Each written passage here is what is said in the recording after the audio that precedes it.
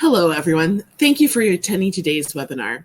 Today's topic of disaster recovery continues the discussion that we started during last month's webinar about disaster preparedness. My name is Elizabeth Aramowitz-Smith, and I'll be your moderator for today's session. I want to go over a couple of housekeeping rules before we get started. First, a copy of today's slide deck and additional materials are available in the handout tab on your screen. If you have any questions during the broadcast, please submit them in the Q&A tab on your screen also, and we'll answer them at the end of the presentation, time allowing. If we run out of time, and we have a lot of good information today, we'll answer any unanswered questions in a follow-up email. For your best audio quality, be sure you turn up your volume, and if you're experiencing any problems, refreshing your screen is probably the best bet. An on-demand version of this webinar will be available in 1 to 2 hours after we wrap up, and you'll receive an email notifying you that the recording is available. Or you can also access it using the same link you received in your email when you registered. So let us now take a moment so I can introduce our presenters. First, we have Tracy Tazarek, who is a senior consultant at Antea Group with over 20 years of experience in environmental and health and safety management in the manufacturing industry. She has technical experience in the human and organizational performance, or HOP, management systems, waste and recycling, hazardous materials, and dangerous goods transportation. For John Roxanas, he's our senior manager with over 25 years of experience in safety and risk consulting with a broad industry and government experience. He has extensive knowledge of management systems and developing and implementing auditing, training, and programs such as business continuity plans. Lastly, I'm the vice president of Antea Group. I lead our environmental health and safety services and innovations, and I have over 25 years of experience consulting across industries, and I specialize in global EHS compliance, management, policy analysis, training, and project coordination. Let us take a look at our agenda. So our overall goal today is to talk about how to recover from disaster. And one of the things we're really going to insert and lean in heavily is about putting your employees in this mix. It's not just about getting the power turned back on and getting the drywall cut out and the water out of your building. We're going to talk a little bit about human impacts in crises. And we're seeing a lot of, major weather events that are happening. They're impacting our employees and their mental health. So we are going to intentionally have some of that touch points. I always say that an emergency is an opportunity to improve your overall EHS program. So all the eyes will be on the team that's working this issue. So it's a great time to sort of really let your team shine. And so to do that today, we're going to talk about human and the effective investigations. And that's where we're really bringing in that HOP and incident management. Recovery planning and business continuity plans, updating your plans, how to get those lessons, how to then have continuous improvement, and why that's valuable. We want to talk about that compassionate recovery, how to bring mental health and sensitive mental health and the impacts to your employees into these events and into the recovery, so you recover even stronger and show the commitment that you have to your safety culture. And finally, assuming we have time, we will end with some questions and answers that you provide. So I am going to now do this magic video trick where I am going to turn it over to Tracy. Tracy?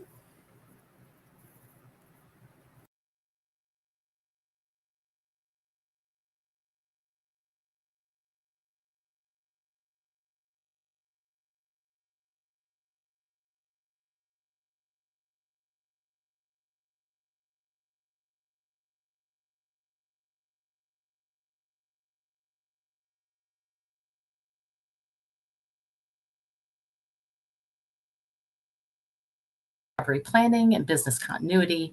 I'm going to start us off by talking about how we can use the principles of HOP, or human and organizational performance, to improve our understanding of incidents, particularly after high stress events, and how these improved investigations can assist with overall incident response recovery efforts. So in the immediate aftermath of an incident, especially during disaster recovery,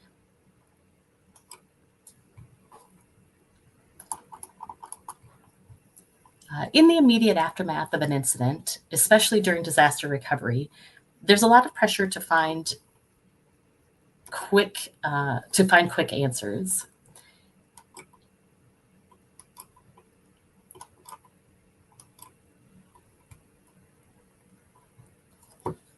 In those cases, we often turn to traditional investigation tools like the 5 Whys.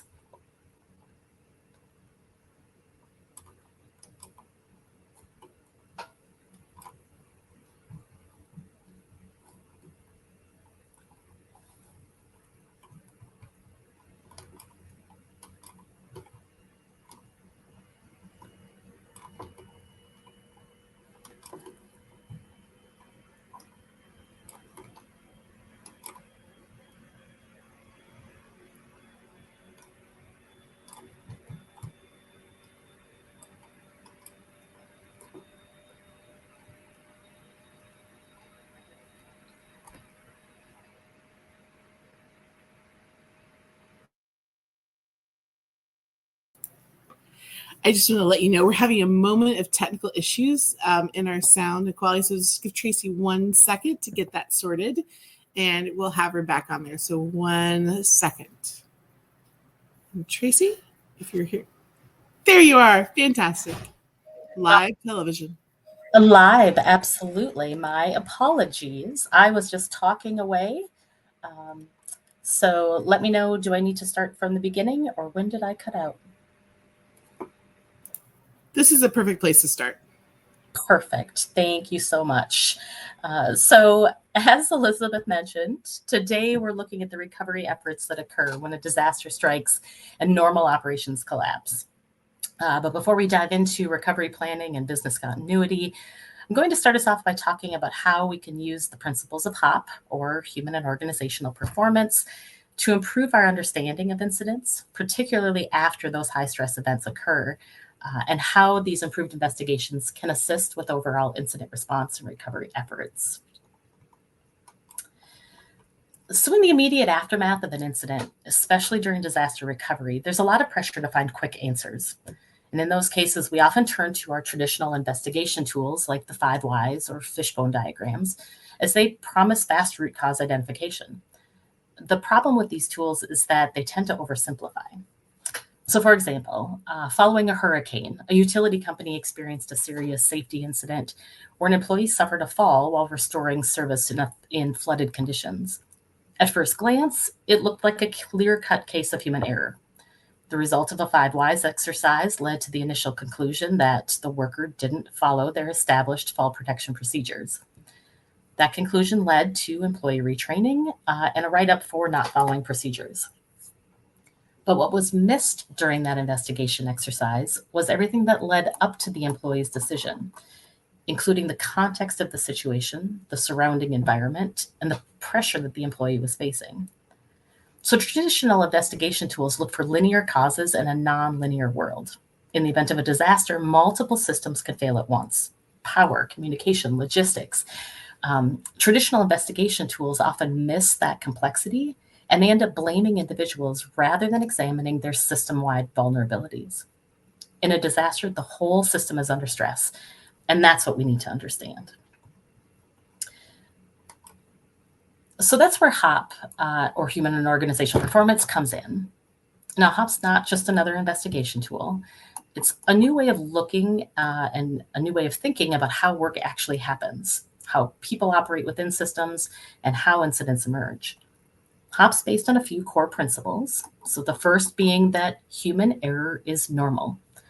People are going to make mistakes. Even with the best intentions, the best people, and the best training, mistakes still happen, especially in those complex, high-pressure, or dynamic work environments. HOP focuses on designing systems and building a culture so that when errors happen, they don't lead to serious consequences. Second, blame fixes nothing. When something goes wrong, it's tempting to look for someone to blame, but this really shuts down learning immediately. Blame causes people to get defensive. They hide their mistakes and they avoid speaking up in the future. HOP encourages us to move away from blame to understanding. Blame may feel satisfying in the short term, but it really stops improvement. So learning only happens when people feel safe enough to tell the truth. The third principle is that context drives behavior. If you want to understand why someone did what they did, you have to understand the context of the situation that they were in and why they felt like they had to engage in the activities that caused the incident. This principle moves us from correcting the worker to actually improving the work. Fourth principle is learning is vital. This is one of my favorites. The goal is not to blame and punish, but rather to learn, to continually learn and to improve. HOP focuses on learning from incidents to strengthen our systems and avoid future harm. Finally, response matters. How we respond to failure impacts what we learn from it. When something goes wrong, people are watching closely, and not just the person involved, but everyone around them. If our first reaction is frustration and blame and punishment, we unintentionally send a message to employees that it's safer to stay quiet and not say anything. Whereas if the initial response is curiosity and it's calm and it's fair, even when the stakes are high, it sends the opposite message, that this is a place where we want to understand and not punish. And it provides the foundation for an employee to be honest about their failure and have an open discussion about what went wrong and what can be improved to prevent something similar from occurring in the future. It's important to note, HOP doesn't ignore accountability. It just shifts the focus to understanding why the error made sense to the person at the time. HOP teaches us to ask better questions, gather better data, and improve our systems instead of correcting people. So how do we apply these principles following a disaster? The key is learning to gather better data, and that starts with asking better questions. So instead of asking, why didn't you follow the procedure? We ask, can you walk me through what happened? Can you tell me what was happening around you at the time? This approach helps to uncover what we call local rationality, or the reasoning behind a person's actions, given the context that they were in. And when people know they won't be blamed for an incident, they tend to share more openly. They give you the real story. And that's when your data becomes useful. Because now, instead of focusing on fixing a person, you're focused on actually improving the system. But there's a catch to all of this. You can't wait for an incident to start teaching people these principles. Your leadership teams need to be trained on investigative thinking before something goes wrong, so they can practice interviewing with empathy, exploring context and not just compliance, and understand the importance of looking at systems, not individuals. If your first exposure to HOP is during a crisis, it's too late. You'll fall back on old habits. So that's why proactive training is so important. So let's look at an example to bring this all together. So let's say a manufacturing facility was hit by a tornado. Following the incident, a maintenance employee was injured when trying to restart critical machinery. Now, under traditional analysis approach, the initial response may have been to blame the employee for not following the organization's established emergency restart procedures. But the facility had invested in HOP training months before the tornado occurred. This preparation paid off as the supervisors knew how to conduct blameless interviews. They were able to gather meaningful data, gather meaningful information, even while emotions ran high, because their teams had practiced and trusted the process. The HOP-minded interviews following the incident identified that the injured employee was working in a partially damaged building, the emergency signage was unclear, the power restoration plan hadn't actually been rehearsed, and leadership was, understandably, very focused on getting back online quickly. In this context, the employees' actions and the choices they made were understandable, not reckless. The HOP-minded approach helped the organization see the full picture.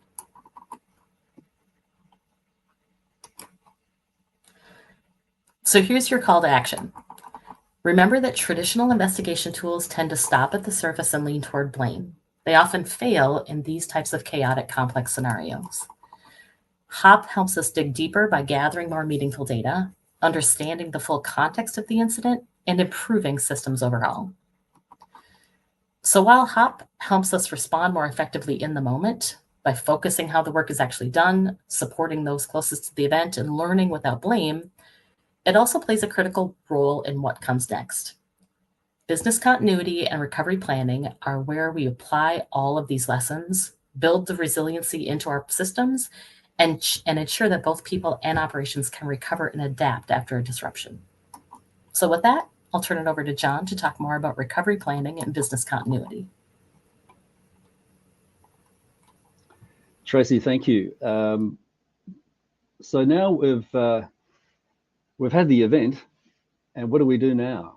So let's have a look at some of the activities that we'll go through. But just from the point of view of a few statistics, 40% of businesses that don't have a BCP or a business continuity plan do not reopen after a disaster. 25% close a year after the disaster. And 75% of businesses without a continuity plan fall 3 years after a disaster. So it's pretty important to have some planning and a plan in place and be able to execute it effectively. So if we take a scenario of a tornado damaging a corporate office, so you've got a severely damaged part of the corporate office, and emergency services are preventing all access into the area and the building. The leader receives advice from IT that the computer system is not available due to a power outage in the area. Employees are calling managers and waiting for a response. And media is reporting the likely to be a sufficient structural damage from the event, such that the building could be out of service for several weeks. So what do you do? So first actions would be to have a meeting. Now, the meeting can't be held at the actual corporate office because you can't access it. So where are you going to meet? But you need a disaster report from the initial site, from an initial site visit, or reports that are coming in from other means. Establish status of injuries and stress exposure. Identified all the affected departments. Some may be decentralized and some may be right at that particular area where the disaster occurred. Staff requirements. What communications requirements are there? What is the initial plan for operations during the first few days? Allocation of temporary work locations. Where will they be? To determining equipment requirements, advice to affected contractors, and scheduling of staff and committee meetings are a number of things that we can do in that first meeting. So part of the activation of a business continuity plan is to, first of all, understand what are the critical business functions of the organization. And typically they might be IT and records management, HR services, finance and accounting, property management, procurement services. You need to pay your staff. You need to pay for services and take on revenue. How are you going to do that at a time of crisis? And some of the critical aspects that need to be identified is the maximum acceptable outage. So what's the largest period the business can endure a disruption without being severely affected? What is that maximum tolerable data loss? So what is that period that you're willing to go back to establish your data and to continue operations? And then you'll have some recovery time objectives. So is it 2 days, 3 days, 5 days after the event that you want your systems to be up and running in that recovery phase and that continuity phase and the like?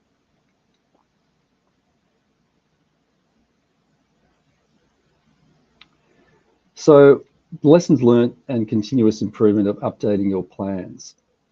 Business continuity management process is an ongoing process. And first of all, with that analysis of understanding what those critical functions are and undertaking that risk analysis and risk treatment. Then that builds your business impact analysis and puts together your business continuity plans. And it's a continuous process that we test, we try, and then we improve constantly. So in the first few hours, there's the immediate response and the immediate emergency. So those crisis and emergency plans come into play, and the response actions and stakeholder communications are vital. Then in the first few days, the continuity response includes the continuity arrangements. What are you going to do in those first few hours and first few days? And what are staff and user instructions going to be? And then the recovery is the recovery and resumption. What assets, systems, resources, functions, and what image are you going to portray to the community and your stakeholders in terms of, is the business continuing and are we recovering well? And obviously a debrief and review that happens during the process. Cost and the speed of recovery is a is a process whereby we determine what can be done and how do you plan for it. So there are various strategies involved. You can have a standby site, and most banks would have that. You could have a replication of a site, or subcontract to have another site ready for you to access if in need of a disaster, or potentially do nothing and just hope it never happens. But we've got plenty of examples where things do, and the organisations that don't plan for that don't recover. So you could have an in-house ownership of various activities, and that could take months, weeks and days to be able to implement. You could have contracted premises that at the time of a disaster you can either walk into, or they could provide services or seats for your staff to go to. And ad hoc, which is something that you can find, but if it's a wide-ranging disaster, you might be struggling to actually find opportunities to actually have alternative arrangements, because everyone will be running to that particular site. So what contractual arrangements do you have that you'll have an immediate servicing of your needs?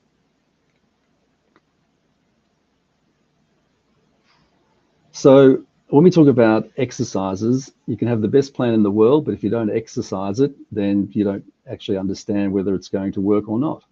So the simplest form of an exercise is a walkthrough. You've got your plans, you sit down at a desk with the various departments or personnel who will be implementing those things, and you walk through the plan to continue people's familiarity with what to do at that particular time.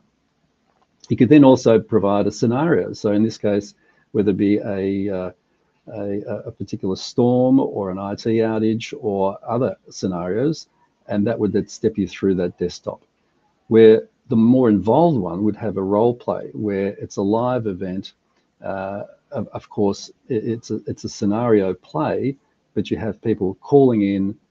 You may go to various other sites and actually play that role to see how it actually works out. So the walkthrough is the most simplest, but the role play actually provides you with a physical aspect of doing the business continuity plan implementation.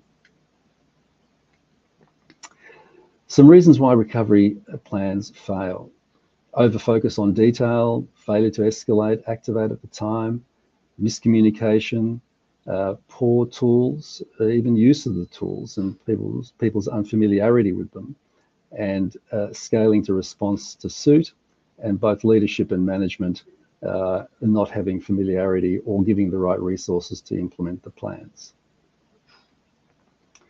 So stress testing your recovery plans, you need to review your business plan, update the details and information regularly, because contractors, suppliers, even telephone numbers, contact details change. They need to be updated. Assess the adequacy through that testing and exercising of the plans. Testing can be done by desktop scenario and role play, as we've just discussed, and conduct exercise debriefs, which is very important to find out what went well and what went wrong. An exercise debrief needs to identify, how did you find out about the particular issue? The structure, did everyone know what to do? Was it the right strategy to actually process effectively? Were communications handled well? And what did you tell your staff and internally of what they needed to do at the time? So they're all things to be captured in that exercise debrief. So I'll hand it back now to Tracy to continue with the HOP aspect. Fantastic. Thanks so much, John. So in our final section today, I want to touch on something that's often overlooked during emergency response and recovery, and that's the emotional impact of a serious injury during a disaster. We spend a lot of time planning for physical safety and for business continuity, but what happens when an employee is seriously injured or killed in the middle of a chaotic response effort? So as we've mentioned, in the aftermath of a disaster, the initial instinct is to move quickly. We want to investigate the incident, file our necessary reports, keep the business moving. But in situations where a team member is critically injured, that's not what the team needs. When a serious injury or fatality occurs, people need time, they need space, and they need to know that their leadership sees them and feels what they're feeling. A serious injury is not just a safety event, it's actually a trauma event. So instead of rushing to investigate or resume operations, it's very important for leadership to pause, to give employees the time and space they need. Trauma-informed leadership means recognizing that people in shock or grief cannot simply go back to work. It means taking the time to acknowledge the emotional impact that a trauma has on employees. It means communicating with compassion and not just compliance. It means understanding that productivity may temporarily drop, and that's okay. And it means creating a space for people to speak and to cry and to reflect if they want and need to. So we can't wait until after a disaster to figure out how to support mental health. It needs to be integrated into our business continuity and recovery plans. Ultimately, your business continuity and recovery plan should include immediate access to grief counselors or EAP services, clear processes for how and when to bring in psychological support, time off policies that will allow affected employees to step away, and a strategy to reintegrate work gently, not forcefully. As we mentioned when talking about the HOP principles, leadership response matters. So how we respond after an injury, how we respond after that injury really sends a clear message about our values. In looking at our tornado example, the leadership team responded with care and coordination. They didn't just focus on fixing systems, they supported people, and that made all the difference in long-term morale and trust. After the injury, the team was grieving and was scared. The leadership team made some key choices. They brought in on-site counselors within 24 hours. They delayed restarting operations in the affected area. They invited employees to participate in a safety review, not to find fault, but rather to learn and to understand what occurred. And they held a small remembrance ceremony to honor their coworker. Months later, employees still talk about that response, not the injury, but how leadership showed up in their time of need. So remember, when disaster strikes, your people will remember your response and how you made them feel more than anything else. A trauma-informed, mentally supportive approach isn't soft, it's smart, strategic, and human. Real disaster recovery is not just about the systems, it's also about people. And this is what creates that trust and long-term resilience. So with that, I'll turn it back over to Elizabeth to close us out. Excellent. Well, I want to thank Tracy and John for really sharing their expertise and thinking about these insights, especially when we think about the people. I think we're all committed to understand that a strong health and safety system comes out of the culture that we portray, and these actions that we talked about, and how to take a standard plan and really to give it more texture and robustness and think about the human quality is really important, and something I think has really changed in the past couple of years. At this time, we're ready to address questions from the audience. As a reminder, you can still submit your questions on the Q&A tool that's up on the top of your screen. If you submit them and we don't get to them now, we will come back to them later. So let's see what we've got over here. All right, it looks like, Tracy, I'm going to come to you first. And actually, this pegs into something John said. When designing desktop scenarios, how do you intentionally build opportunities to observe and discuss HOP principles in action rather than just testing the technical steps of the plan?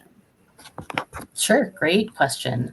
And those desktop scenarios are a perfect opportunity to test your HOP principles.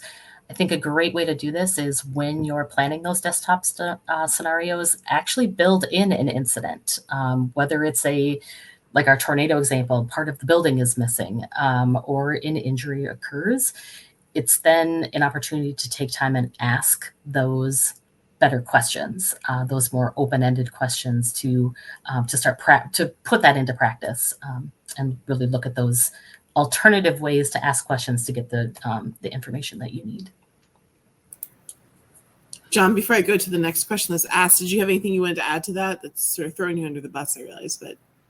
Just a thought. No, I think it's answered well. Yeah. I think the other question that we had that came in is the metrics on effectiveness. And I know you spoke a little bit about it, but John, I don't know if you want to give any more texture to like, how can a team really look at their plan after coming out of the scenarios that debrief? What should they be looking for to know we've got a good plan? What are those metrics they should look at? And coming out of a disaster, how do I look at those metrics and say, okay, this worked? Yeah, sure. So there's a lot of things in the plan, a lot of detail, contact detail, numbers and so forth. So seeing whether they were all accurate at the time of execution of the plan. So I think it's always worthwhile to go back and see that. Whether the actual contracts themselves that you had with suppliers and so forth actually worked and they were true to their word at the time. So you're expecting these things to happen when in the time of need, and seeing whether they're true to their contractual terms. Also, from a restoration data point, I mean, there's the point: how far do I go back to restore things? If I go too far back, you may not capture the data in the last week or 2 weeks, and is that sort of critical to do that? So you need to have a look at those aspects for effectiveness, and probably the other one is there's a tendency to hesitate in activating the plan. So you can always go into recovery, but it's always very difficult to actually wait a long time and then implement the plan. So the earlier you do it, it's a significant process, but the earlier you do it, the better for a recovery, a successful recovery. That's a good point. I want to thank you again for sharing your time and expertise with us today. We have come to the end of our event, and I want to remind everyone that you can download a copy of today's slides and additional materials from the Q&A tab on your screen. Today's session will be available in about 1 to 2 hours, and you'll receive an email with a link to the access to the recording. Lastly, there will be a survey that will pop up as we close the webinar here in just a few moments. We'd like to ask you to complete that short survey and give us feedback so that we can better serve your needs moving forward through this process that we do. Thank you again for joining us, and we hope you found this informative and useful. Stay healthy and safe, and we hope you have a great rest of your day.